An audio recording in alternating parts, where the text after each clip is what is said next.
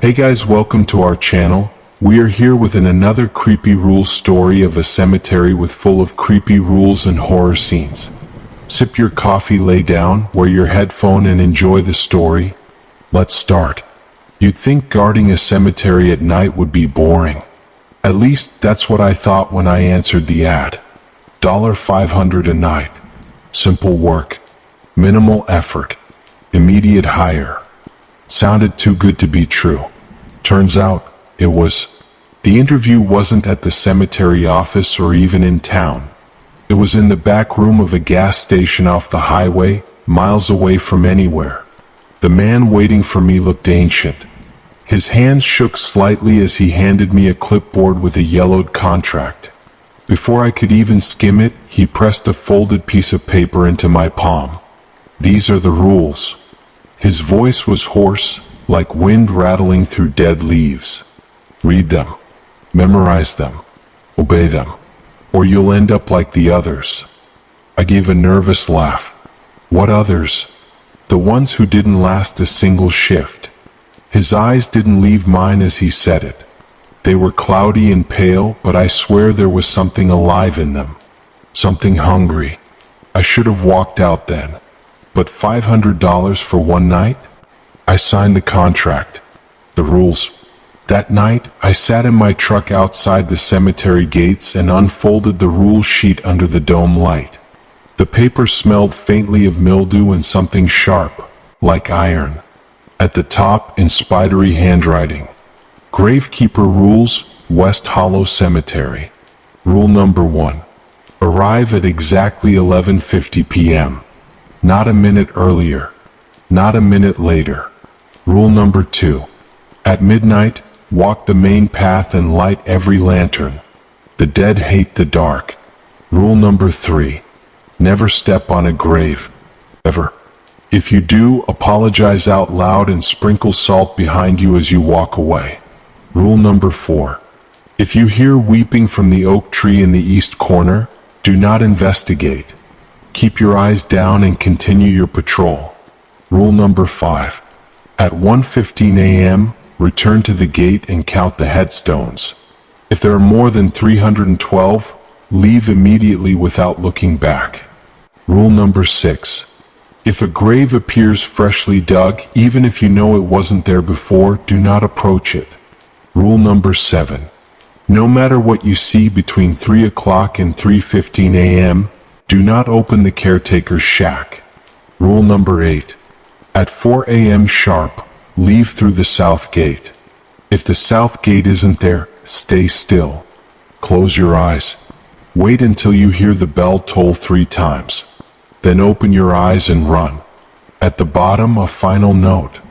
Break any rule and you'll join the ones who couldn't follow them. The earth is always hungry. 11:50 p.m. arrival.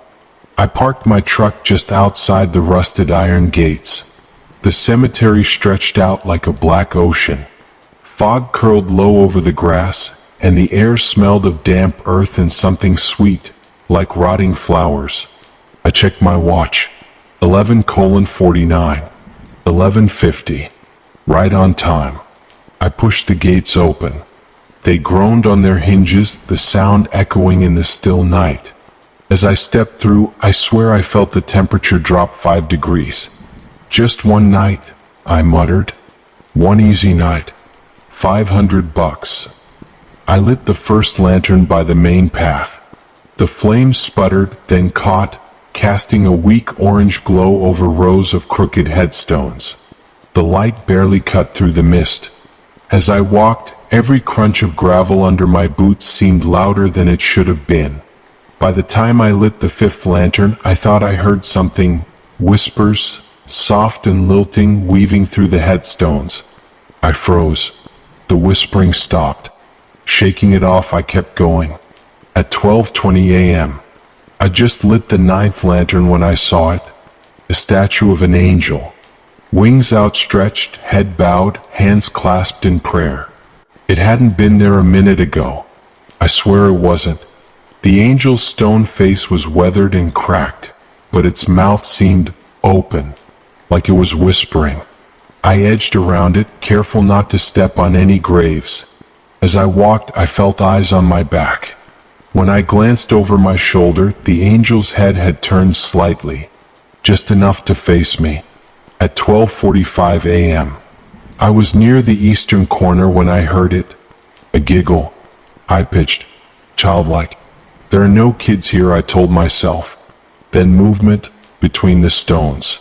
A small figure crouched near a grave. I raised my flashlight. Empty. I kept walking faster now. Rule number 4. If you hear weeping from the oak tree, do not investigate. I wasn't even near the oak tree yet, but I could hear it. A faint sobbing carried on the wind. Don't look. Don't listen. The sobbing turned into a wail. I kept my eyes on the path. At 1:15 a.m., I returned to the gate and began counting. 1 row, 2 rows, 3 rows. My lips moved silently as I counted each headstone. I held my breath. Safe. But then, my stomach dropped. I blinked. Maybe I miscounted. I counted again. The air felt heavier, pressing down on me like a weight. I stayed by the gate for another 10 minutes just to be sure. Then at 1:45 a.m., I was making my way back toward the caretaker's shack when I saw it. A mound of freshly dug earth. It hadn't been there before. The soil was damp. The air smelled sharp, like copper. Rule number 6. If a grave appears freshly dug, do not approach it. I stopped, and then I heard scratching, faint, coming from beneath the soil. Then a whisper. Help me. My breath caught in my throat. Is breaking the rules not me, I thought. But still, what if someone was buried alive? I took a step forward. The scratching grew louder. Then fingers, pale, skeletal fingers, broke through the soil. They twitched, and then they started clawing their way out. I stumbled backward, my foot landing squarely on a nearby grave. The air went still, dead still, and from every direction, whispers rose like a tide. He stepped on the grave. He broke the rule. I shouldn't have stepped on the grave. I know that now, but it was too late to undo it. As I stumbled backward, my boot prints smudging the mossy stone slab, the air changed. It became dense, suffocating. The whispers started again, soft and curious at first, then sharper, louder. He stepped. He stepped. He broke. He's ours. They came from every direction. I turned in circles, flashlight beam darting across rows of graves. Nothing. And then, movement. A shadow, impossibly tall, gliding between the headstones. At 2 a.m., the rule sheet crumpled in my pocket. I pulled it out with shaking hands. Rule 3, never step on a grave. Ever. If you do, apologize out loud and sprinkle salt behind you as you walk away. Salt. I fumbled for the small pouch the old man had given me at the gas station. It wasn't there. It had fallen somewhere along the path. Shit. The whispers grew louder. Closer. He broke the rule. He broke it. He broke it. Take him. Take him. Take him. At 2:10 a.m., I bolted down the main path, careful not to touch any other graves. As I rounded a corner, a cold hand shot out from behind a headstone and grabbed my ankle. I screamed, kicking wildly. The hand was skeletal, skin stretched tight over bone. Fingers like iron clamps. Apologize. The voice came from the ground. Apologize or lie with us. I choked out the words. I'm sorry. I didn't mean to step on you. The grip loosened. The hand retreated into the earth. But the whispers didn't stop. At 2:30 a.m., I made it back to the caretaker's shack and barricaded the door behind me. There, on the rickety desk, I found a leather-bound journal. It belonged to Henry Kester, the last night guard. The first page was a warning. If you're reading this, it means you broke a rule. There's no fixing it. They'll toy with you until dawn. And if you're not out of the gate by 4 a.m., you're already dead. The pages were filled with frantic entries. This place isn't just a cemetery, it's a prison. The graves don't hold the dead. They hold the things we bury to keep the world safe. Don't trust the old man. He doesn't hire guards. He hires sacrifices. On the last page, a single line written in red ink. Room in the ground is never wasted. At 2:50 a.m., the sobbing started again. This time closer. Rule number 4 flashed in my mind. If you hear weeping from the oak tree in the east corner, do not investigate. But I had to. I crept toward the east corner, flashlight trembling in my grip. The oak loomed ahead, massive and gnarled, its bark split like open wounds. A woman knelt beneath it, long hair hiding her face. Her sobs grew louder. Please, don't leave me here. I took a step closer. Her head snapped up. Her face was hollow. No eyes. No mouth. Just skin stretched over bone. You shouldn't be here, she rasped. The ground beneath me began to shift. Hands erupted from the soil, clutching at my legs. At 3 a.m., one by one the lanterns I'd lit began to flicker and die. The darkness felt alive now, pressing in from all sides. And then the bells rang. 3 deep tolls. Not from the church. From underground. I ran, head spinning, desperate for the south gate. At 3:30 a.m., up ahead I saw it. The gate. Open. The truck parked just beyond. Almost there. I sprinted. But as I crossed the threshold, a voice hissed in my ear. You never apologized properly. The ground fell away beneath me. I plummeted into darkness. I thought I'd made it out, but the cemetery doesn't let go that easily. And I think it's digging a place for me now. At 3:35 a.m., I woke up choking on dirt. It was in my mouth, in my nose, in my lungs. Coughing, I sat up and spit out a clump of earth. I wasn't on the road anymore. I was lying in an open grave.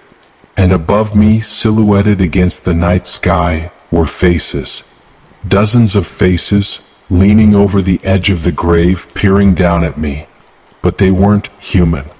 Their features were smoothed over like wax melted and refrozen. Hollow eyes, slits for mouths.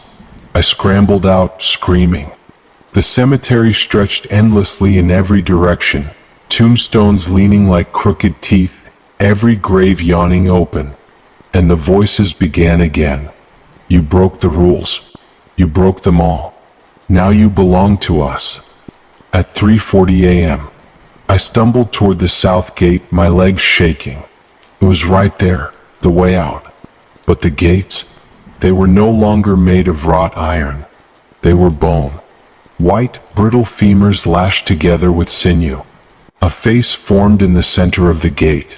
It smiled. You're not ready to leave. And behind me, the mausoleum doors creaked open. The air turned frigid. A deep voice rumbled. Come inside, Warden. See why we need you. At 3:45 a.m., rule number 7 is broken. I wanted to run, but something pulled me forward. The mausoleum was dark, except for faint candlelight. Inside, the coffins were stacked like filing cabinets. Every single one was open. Empty. Or almost empty. I stepped closer to one and saw scratch marks on the inside lid. Nails. Blood smeared in desperate streaks. They weren't placed here. They'd been buried alive. In the center of the room was a massive stone slab. On it lay a corpse with its chest split open. The smell was unbearable.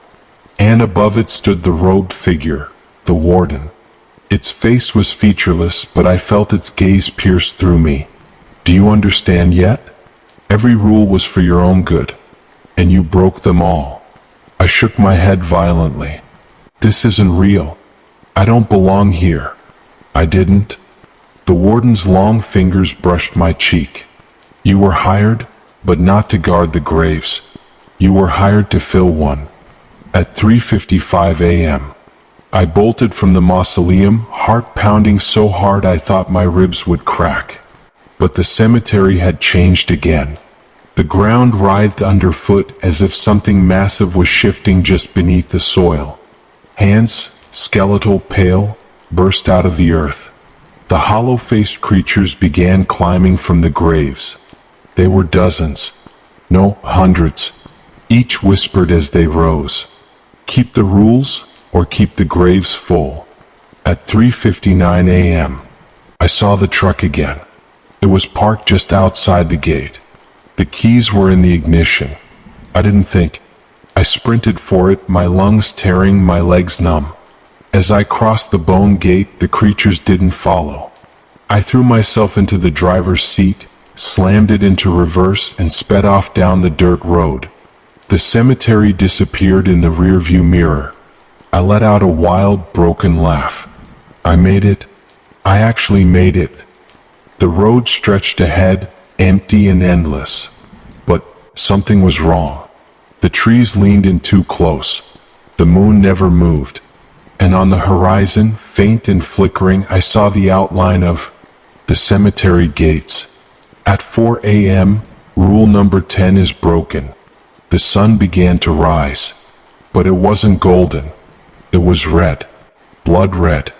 And it didn't cast light, it cast shadows. Long, grasping shadows that twisted and curled like fingers. I heard the rules in my head. If dawn arrives and you're still in the cemetery, kneel and do not look at the rising sun. But I couldn't stop myself. I looked. The light was alive. It burned into my eyes, searing my mind. I screamed as my skin blistered and split. My reflection in the rearview mirror melted, hollowing out until there was nothing left but a smooth, eyeless face. I didn't escape. I never escaped. I'm part of it now. The hollow ones, the rules, the graves. I keep them. I keep them all. If you see the job posting, don't answer it. You've stayed too long in the graveyard, and now the hollow ones know your name. Don't worry, they'll come for you soon enough. Just remember the rules, because the next warden might be you. If you enjoyed this tale of restless dead and broken rules, there are darker roads ahead and deeper secrets waiting for you. In our next story, I'll take you to a place even worse than an open grave. A place where time stands still and the living aren't welcome. So, when you hear a knock at your window tonight, don't answer it. Just lock your doors and keep your lights off. The hollow ones hate the light. This is Dark Horror Bytes, and we'll see you on the other side.